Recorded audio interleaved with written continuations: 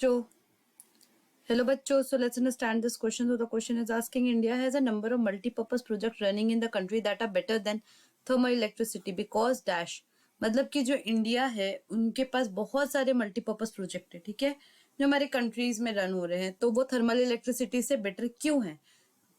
जल्दी से की कंसेप्ट को डिस्कस करते हैं। तो उसका की कंसेप्ट होगा मल्टीपर्पज प्रोजेक्ट्स। तो अगर हम थर्मल इलेक्ट्रिसिटी के बारे में बात करें तो वो कोल को as a source of energy use करते हैं, ठीक है। पहले कोयला को जलाते हैं, फिर उससे जो स्टीम प्रोड्यूस होता है तो उसके स्टीम को हम लोग टरबाइन को घुमाने के लिए यूज करते हैं। तो कोल क्या है? कोल एक non renewable source of energy है। इसके अलावा इसको रिन्यू होने में तो बहुत सालों का वक्त लगेगा। दूसरा कि अगर जो कोयले की हम बात करें तो कोयले से जलाने से, है ना, वो आपका बहुत सारा धुआं निकलेगा, बहुत सारा पॉल्यूशन होगा, जिसकी वजह से एनवायरनमेंट को खतरा है, हमारी हेल्थ को खतरा है। और अगर हम मल्टीपर्पज प्रोजेक्ट की बात करें तो वो आपका पानी यूज करती है। तो पानी क्या है? एक रिन्यूएबल सोर्स ऑफ एनर्जी है। So what will be the final answer? Final answer will be water is renewable source of energy, है ना। और ये क्या होती है? ये पॉल्यूशन फ्री होती है।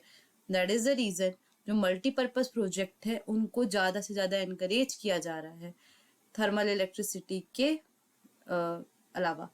वाई? बिकॉज कोयला को हमें इंपोर्ट भी करना पड़ता है, क्योंकि क्या है कि इंडिया में तो कोयला प्रोड्यूस हो ही रहा है, लेकिन इंडिया की अगर हम बात करें पॉपुलेशन बहुत ज्यादा है।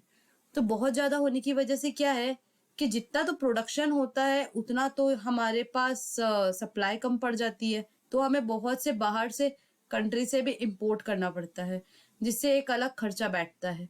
दैट इज द रीजन अभी क्या हो रहा है कि रिन्यूएबल और नॉन रिन्यूएबल एनर्जी के बीच में एक बैलेंस क्रिएट करने की गवर्नमेंट कोशिश कर रही है, और ये भी ट्राई कर रही है कि धीरे धीरे वो अपनी जो डिपेंडेंसी है रिन्यूएबल एनर्जी के ऊपर वो ज्यादा बढ़ाए instead of non renewable energy, क्योंकि जो नॉन रिन्यूएबल एनर्जी है उसको जलाने से, उसको कंज्यूम करने से एनवायरनमेंट को भी नुकसान पहुंचता है और हमारी हेल्थ को भी। That's the reason.